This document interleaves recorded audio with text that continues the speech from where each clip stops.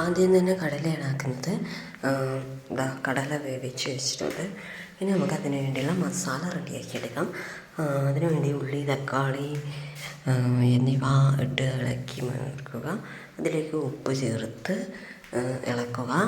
പിന്നെ ക്യാപ്സിക്കം ചേർത്ത് കൊടുക്കുക, വേണമെങ്കിൽ അതും ചേർത്ത് ഇളക്കി കൊടുക്കുക. പിന്നെ അതിന് വേണ്ടിയുള്ള പൊടികളെല്ലാം ചേർക്കണം. അതിന് ആവശ്യമായ പൊടികളെല്ലാം ചേർക്കണം. എനിക്കറിയില്ല എന്തൊക്കെയാണെന്ന്.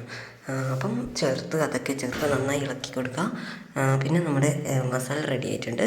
അതിലേക്ക് നമ്മുടെ കടല ഇട്ട് കൊടുക്കും. പിന്നെ നമുക്ക് വത്തക്ക തരിയായി മുറിച്ച് ജഗ്ഗിലേക്ക് ഇട്ട് കൊടുക്കുക. ഇന്ന് ജ്യൂസാക്കുകയല്ല, ഇന്ന് വത്തക്ക പൊടിയായിട്ട് ഇതാക്കുകയാണ്. അപ്പോൾ വത്തക്ക തരിയായി മുറിച്ച് ജഗ്ഗിലേക്ക് ഇടുന്ന കാഴ്ചയാണ് ഇപ്പോൾ കണ്ടുകൊണ്ടിരിക്കുന്നത്.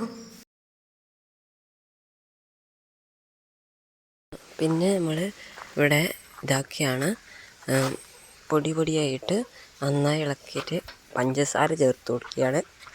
ഇത്രയും എടുത്തിട്ട് ജ്യൂസ് റെഡി. പിന്നെ നമ്മൾ കസ്റ്റർഡിന് വേണ്ടിയിട്ടുള്ള പാല് തിളപ്പിച്ചെടുക്കുകയാണ്. കസ്റ്റർഡിന് ആക്കാൻ വേണ്ടി പാല് തിളപ്പിച്ചെടുത്തു. പിന്നെ കസ്റ്റർഡ് പൗഡർ എടുത്ത് കുറച്ച് പാല് കസ്റ്റർഡ് പൗഡറിലേക്ക് ചേർത്ത് കൊടുക്കുക. കുറച്ച് പാല് കസ്റ്റർഡ് പൗഡറിലേക്ക് ചേർത്ത് കൊടുത്ത് ഇളക്കിയെടുക്കുന്നതാണ് കാണുന്നത്. ഇപ്പോൾ ഇളക്കിയെടുക്കുകയാണ് കസ്റ്റർഡ് പൗഡർ ഇട്ട്. ഇനി നമ്മൾ നേരത്തെ തിളച്ച് വന്ന പാലിലേക്ക് കസ്റ്റർഡ് മിൽക്ക് ഒഴിക്കുക. കസ്റ്റർഡ് പൗഡർ മിൽക്ക് ഒഴിച്ച് നന്നായി ഇളക്കിയെടുക്കുക. ഇപ്പോൾ നമ്മുടെ കസ്റ്റർഡ് മിൽക്ക് റെഡിയായി വന്നിട്ടുണ്ട്.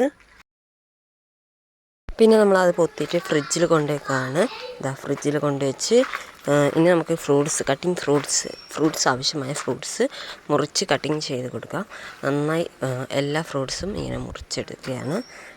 കുറച്ച് ഫ്രൂട്ട്സേ ഉള്ളൂ കേട്ടോ. പഴം, ആപ്പിൾ, പിന്നെ ചെറിയ ഫ്രൂട്ട്സേ ഉള്ളൂ. അങ്ങനെ കുറേ ഫ്രൂട്ട്സൊന്നുമില്ല. പിന്നെ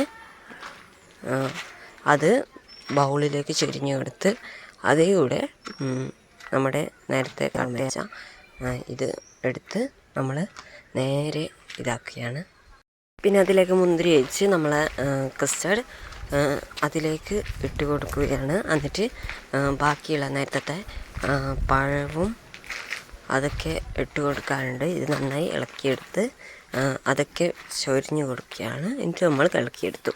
പിന്നെ നമുക്ക് കല്ലുമ്മക്കായും കൂടി ഉണ്ടായിരുന്നു പുറത്തുനിന്ന് വാങ്ങിയത്. പിന്നെ നമ്മളെല്ലാം മേശപ്പുറത്ത് നിർത്തി വെച്ച് നോമ്പ് തുറക്കാനുള്ള ടൈം ആവാറായി. ബാക്കിയെല്ലാം നിങ്ങൾ തന്നെ കണ്ടുക.